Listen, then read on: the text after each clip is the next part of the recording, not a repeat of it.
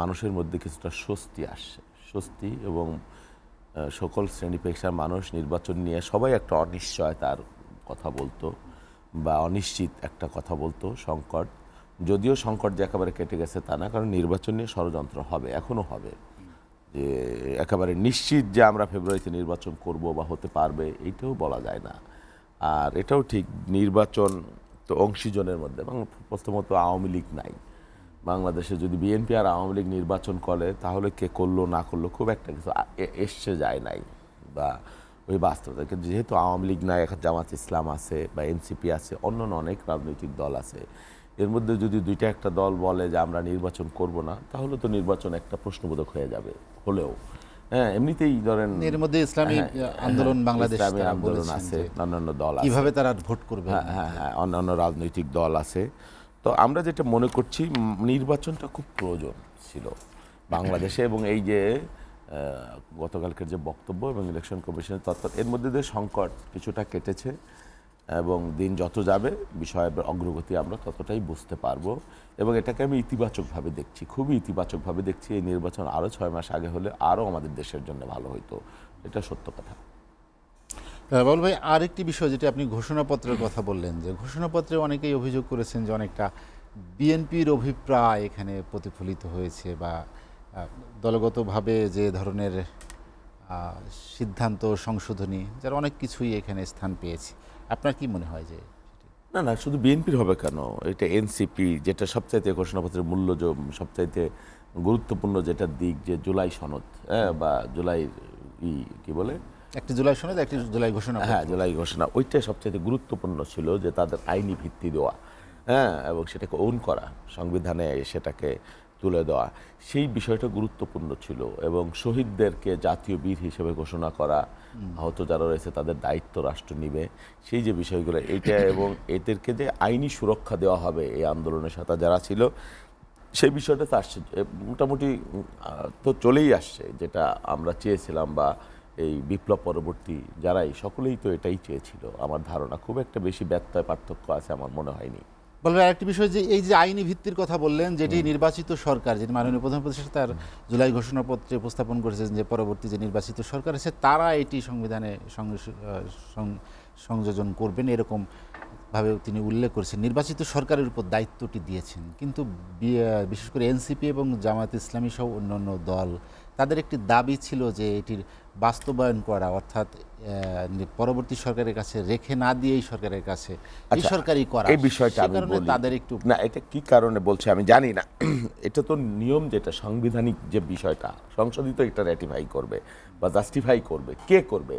এতগুলো রাজনৈতিক দল বাংলাদেশের রাজনীতির ইতিহাসে একসাথে এতদিন একসাথে এত আন্তরিক পরিবেশে এত এনগেজড হয়ে এত ইনক্লুসিভলি আলোচনা কোনো দিন করেনি, এবং এটা একটা চার্টার হয়ে যাচ্ছে। আমি মনে করি এটা সব কিছুর চাইতে বড়।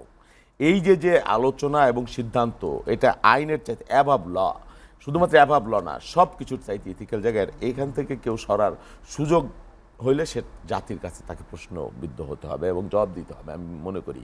এখন আপনি যেটা বলছেন, এটা আপনি তৈরি করে দেবেন, এখনই তৈরি করে দেবেন। সংসদ যদি পরবর্তী সংসদ ছেড়ে ছুঁড়ে ফেলে দেয়, আপনি কী করবেন? আপনাকে তো আলটিমেটলি আস্থা তো সংসদের উপর রাখতে হবে। সংসদ মানে তো শুধু 300 জন এমপি না, সংসদ মানে তো গোটা জাতির মতামতের প্রতিফলন। হ্যাঁ, তো তাদের হাতেই তো সাংবিধানিকভাবে এখন এটা হবার কথা, যেটা হবার কথা সেটাই। এবং কেউ এটাকে মানে এটা নিয়ে যে হবে না এই প্রশ্ন কেউ তুলবারও সুযোগ আছে আমি মনে করছি না। স্বৈরাচার হওয়া কেউ কাউকে ঠেকাইতে পারে না, এটা মানসিক। হাসিনা স্বৈরাচার যে হয়েছে, কে তাকে স্বৈরাচার হইতে বলছিল? সংবিধান বলেছে? বাংলাদেশের সংবিধান বলেনি তো। আপনি এখন সব আইন করেন, আবার হাসিনাকে যদি কালকে আপনি বসান, তারপর হাসিনা আপনার আইন টাইন কিসের মানলো? আইন তো একটা লিখা, কি বলে, কালো অক্ষরে লেখা একটা শব্দ নাকি? সেই আইন আপনি কতটুকু মানলেন? আইনের ফাঁক আছে, ফোকর আছে, কোনটা নাই? কোথায় ফাঁক নাই? সব আইনে আছে প্রত্যক্ষ নাগরিকদের নিরপেক্ষ ভোটের মাধ্যমে সরকার নির্বাচিত হবে। তো তাই তো উনি করেছেন, রাতের বেলায় করেছেন। তো আপনার এইসব দিয়ে কোনো কিছু হবে না, এগুলো হলো তাত্ত্বিক আলোচনা। আর এত আশঙ্কা প্রকাশ করারও কোনো কারণ আপনার নাই। কি যেন ওই গর্ব করা গরু সিঁদুরে মেঘ দেখলে ভয় পায়, ঠিক আছে, কিন্তু সব সময় ওই সিঁদুর মেঘ আগুন হয়ে আসে না। কোথাও কোথাও কেন আস্থা আসে না? রাখতে আমি হয় বলি শেষ পর্যন্ত, হ্যাঁ। এই বাংলাদেশে আমরা এগিয়েছি পিছিয়েছি, আমাদের গণতন্ত্রের ধরনটা খারাপ হইলেও একটা ছিল। এর মধ্যে সামরিক জান্তা হোসেন মোহাম্মদ এরশাদের শাসনও ছিল, কিন্তু এত নিকৃষ্ট শাসন, এত মানবেতর শাসন, এত নিষ্ঠুর শাসন কখনো বাংলাদেশে আসে নাই।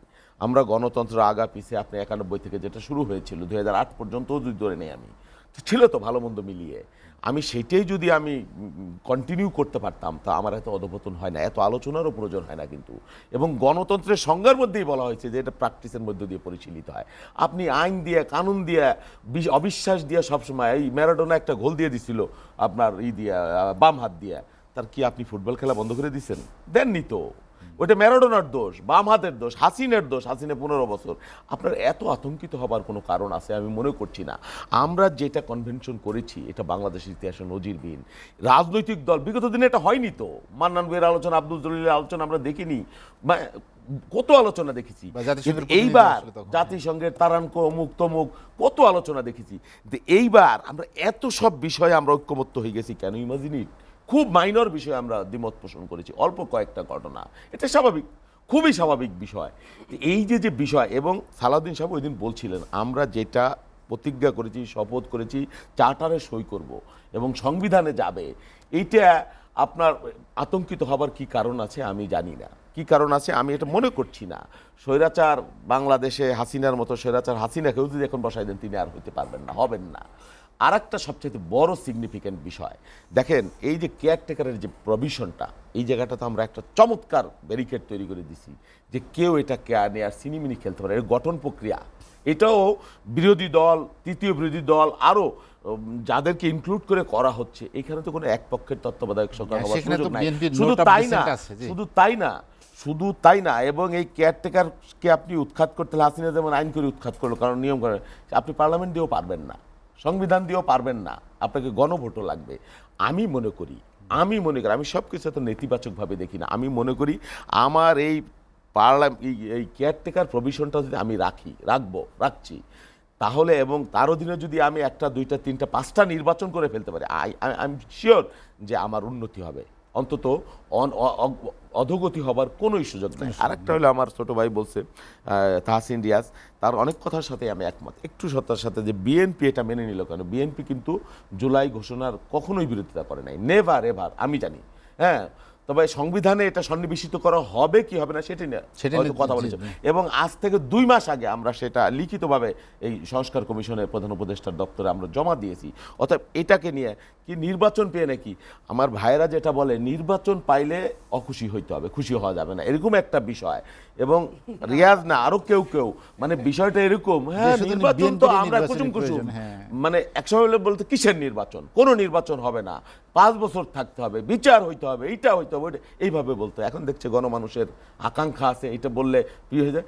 এখন বলে না, নির্বাচন তো আমরাও চাই, কুসুমভাবে চাই, তো এই সংস্কার লাগবে, এই গণপরিষদ লাগবে, এই বিচার লাগবে, এটা লাগবে। এখন আর নির্বাচনের বিরোধিতা কয় না আমার ভাইয়েরা।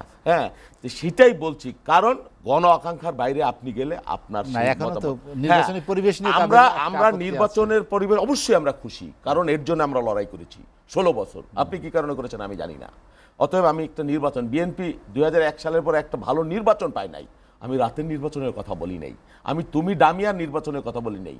আমার মনে হচ্ছে নির্বাচনের কথা শুনলে কারা কারা যেন গাত্রদাহ শুরু হয়ে যায়, খিঁচুনি শুরু হয়ে যায়। কি কারণ আমি জানি না। নির্বাচন কি গণতন্ত্রবিধি? নির্বাচন চাওয়াটা কি অপরাধ? আর নির্বাচন দিয়েছে এই কারণে আমি অখুশি হব? কি কারণে আমি অখুশি হব? কারা খুশি হয়? কেন হবে? আমি জুলাই সনদকে স্বাগত জানাই, আমি অবশ্যই নির্বাচনকে আরো বেশি স্বাগত জানাই। উন্মাদনার ভিত্তিতে কখনো ভোট দেয় না, এটা ইন্ডিয়া না, যে উগ্র সাম্প্রদায়িক জাতীয়তাবাদ বা বিজেপি হিন্দুত্ববাদ, এই রাজনীতি বাংলাদেশে কখনো এটা হয়নি। আর এটা রাজনীতির প্রতিদ্বন্দ্বী জোটও এইভাবে হওয়া উচিত না আসলে। রাজনীতি ধর্মীয় ইসের ভিত্তিতে বা ধর্মের ভিত্তিতে রাজনীতি, এটা হওয়া উচিত না, আমি সেটা মনে করছি না, সেটা ইফেক্টিভ হবে না। আর সমস্ত ধর্মীয় দল একটা জোটে গিয়ে ফিরবে, এটাও চিন্তা করবার কোনো কারণ আছে বলে মনে করছি না আমি। যাই হোক, আর জোট মহাজোট এগুলো তো আমাদের রাজনীতির অংশ, এটাকে নেতিবাচকভাবে দেখবারও কোনো সুযোগ নাই, তারাও করতেও পারে, দেখা যাবে যে মানুষ সেটা কোনভাবে গ্রহণ করে। আমি অতীতের হিস্ট্রিটা বললাম।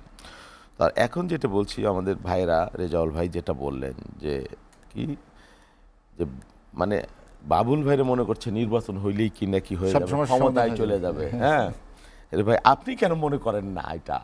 আপনার এই দুর্বলতা কেন যে মানুষ আপনি কি হবেন না?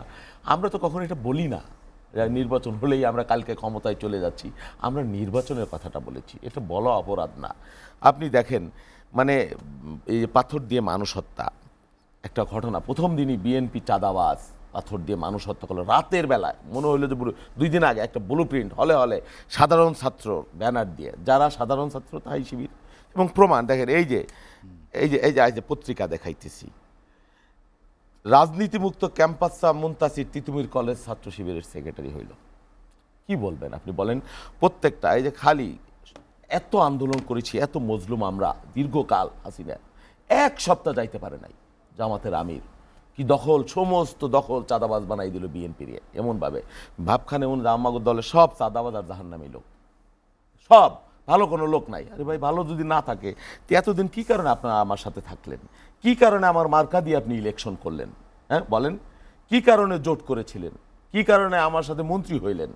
হ্যাঁ আমার বিপদের দিনে 10ই অক্টোবর আমার ভাইরা কি সুন্দর আলোচনা করে আওয়ামী লীগের সাথে নেগোসিয়েশন করে 23 সালে, হ্যাঁ 28 অক্টোবর একেবারে সুবোধ বালকের মতো আসরের নামাজের আগেই শান্তিপূর্ণ সমাবেশ করে ঘরে ফিরে যায়।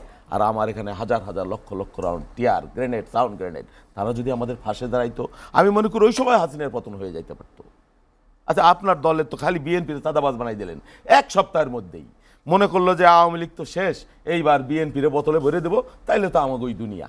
আরে ভাই আমরা কেন হব? আপনি হন না কেন? আমি তো বলছি বরং আপনি নির্বাচন হলে কিছু হবেন না। এই আতঙ্ক থেকে আপনি এখন নির্বাচনের বিরোধিতা ছলে বলে কৌশলে এইটা লাগবে ওইটা লাগবে, হ্যাঁ মোয়াইজা বালকের মতো আব্বা এইটা খাবো ওইটা খাবো ওইটা খাবো, কেলা কিনে খাবো, কেলা দেওয়ার পরে কেলা সিলে দাও, বলে সিলে দিলে কেন বুঝাই দাও, এরকম একটা বাস্তবতা মানে নির্বাচনকে বাধাগ্রস্ত করবার জন্য। কি কারণে? আমি মনে করছি নির্বাচন যদি হয় বাংলাদেশে অবশ্যই চাঁদাবাজি হচ্ছে। কে চাঁদাবাজি করে না? করছে তো। এইটা এই দুর্বল সরকারের পক্ষে দিন যত যাবে আরো খারাপ হবে অবস্থা। নির্বাচন হয়ে জামাত যদি ক্ষমতায় যায় আমি বিশ্বাস করি 1 মাসের ভিতরে এই পরিস্থিতি কমে যাবে। বিএনপি যদি ক্ষমতায় যায় অবশ্যই কমে যাবে আমি মনে করছি, কিন্তু একবার চাঁদা আপনি উৎখাত করে দিতে পারবেন না। এই যে দেখেন কত জামাতের চাঁদাবাজি আর দখলের খবর, শত শত। প্রথম আলো সহ সমস্ত পত্রিকায় নাটোরের চাঁদা না 10 দোকানে তালা, জামাত নেতা সহ গ্রেপ্তার 4। কয়জনরে বহিষ্কার করছে? সমস্ত লোক জান্নাতি, কেউ চাঁদাবাজি করে না। সব মাসে গুখায় বিএনপির একার দোষ। আমি চাঁদাবাজিকে ওন করি না। উনরা প্রবলেম হলো কি উনাদের সব বেচতে চলে যাবে, কেউ খারাপ লোক নাই, আমি সেটা মনে করি না। আমার দলে খারাপ লোক ঢুকছে, অবশ্যই ঢুকছে, এবং থাকতে পারে লক্ষ লক্ষ কর্মী আমার, কোটি সমর্থক এইখানে অবশ্যই এগুলোকে আমি ওন করি না। বাংলাদেশের রাজনীতির পরিবর্তনটা কি? জামাত যেমন এখনো স্বীকার করে না, আওয়ামী লীগও তাই করতো না। তাগো দলে কোনো খারাপ লোক নাই আওয়ামী লীগের ভাষা অনুযায়ী, জামাতেরও কোনো খারাপ লোক নাই, অথচ প্রতিনিয়ত চাঁদাবাজি, রেপ, ধর্ষণ, দখল অভাব নাই। আপনি দেখেন না, গুগলে সার্চ দেন, খালি বিএনপি বলে চাঁদাবাজি করে। এটা ব্র্যান্ডিং করা শুরু করছে প্রথম থেকে। আর এনসিপির কথা আমি বললাম না, হ্যাঁ তারা আমাদের ছোট ভাই, আন্দোলন নতুন দল। আমি শুধু জামাতের টুক বললাম। এটাই আমার বক্তব্য যে প্লিজ ভাই এটা করে আপনি মনে করছেন যে আপনি ডিসি ফিট করছেন, এসপি ফিট করছেন, ভোট আছে 5%, ক্ষমতার বাঘ খাইতেছেন 50%। এই খাওয়া যদি বন্ধ হয়ে যায় নির্বাচন হলে আতঙ্কের জায়গা আসলে এটা আমি আশা করছিলাম। ওই যে বললো না জেলখানায় ছিলাম, কত নির্যাতিত হয়েছি, সত্যি কথা, একসাথে এত লোকের ফাঁসি হয়ে গেছে। এই বিভেদটা দেখেন, আমি আজকে কিন্তু একবারও চাঁদাবাজির কথা বলি নাই আগে, আমার ভাই কিন্তু আগে তুলছে। এটা আমি চাই না, সত্যিকার অর্থে এই তিক্ততা আমি চাই না। বিশ্বাস করেন আমাদেরকে চাঁদাবাজ বানাই দিছে 1 সপ্তাহের মধ্যে, even from top to bottom. এই ইন্ডিয়ার বিরুদ্ধে দেখেন ওনরা কি কথা বলছে আর আমরা কি বলছি বলেন। ইন্ডিয়া কষ্ট পায় এটা বলেন নাই, ওনরা বলেছেন তো। তারপরে আপনি আমাকে ইন্ডিয়ার দালাল বানাই দেন। আপনি যদি ফেসবুকের ভাষাকে নিয়ে না, জাস্টিফাই করেন না, এটা হবে না। আরে ভাই আমির বলছে, আমির কোথায় কি বলছে সেটা তো বক্তব্যটা আমরা ছিলাম। এই যে আওয়ামী লীগকে সাধারণ ক্ষমা ঘোষণা যাই না, আওয়ামী লীগকে সাধারণ 4 সেপ্টেম্বর তিনি বলেছেন না, তিনি বলেছেন যে আওয়ামী লীগ যেইভাবে আমাদের উপরে নির্যাতন চালিয়েছে আমরা সেই পদ্ধতিতে যাব না। ভারত কষ্ট পায় এরকম কিছু করব না।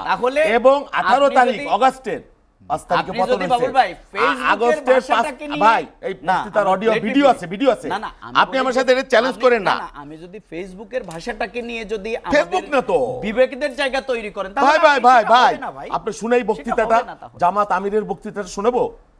17 তারিখে আমি অগস্টে বলতেছি সেই মিটিং এর ভিক্ষার ঝুলিও বিএনপি দখল করে ফেলছে। সেই জায়গায় আমরা ভিক্ষার থালাও নাকি বিএনপি দখল করে ফেলছে 18 তারিখে। 5 তারিখ হাসিনার পতন হয়েছে। এটা কি দায়িত্বশীল বক্তব্য? নৌকা ধানের শীষ দুই সাপের এক বিষ। এটা দিয়েছে? আপনাদের তৈরি করা স্লোগান। আপনি বললেন আজকে স্লোগানের কথা, সারা দেশে আমার গলা বসা। আপনারা এখনো এক সারা ঘন্টা স্লোগান দেশে দিছি। শোনেন এইভাবে রেজাউল আমাদের ভাই, বিরুদ্ধে মিছিল করছেন, রেজাউল ভাই, আপনাদের নেতৃত্বের পর্যায় থেকে রেজাউল বিরোধিতা ভাই, করছেন। রেজাউল ভাই, আপনারা বলতেছেন জামাতকে জাহান্নাম পর্যন্ত তারা করবে। না, না। এটাই ফ্যাসিবাদী শোনেন, ভাষা ভাই। আপনারা- এটা আপনাদের বদলাতে না, না, হবে। না, না। এটা যদি না করেন তাহলে ভাই এই আওয়ামী লীগের পরিণতিটা আমার ক্ষেত্রে একই হবে। ভাই, আমি ভাই। বলছি যে নীতি ভাই উত্তেজিত হবেন সবার না, জন্য। আমার কথাটা শুনেন।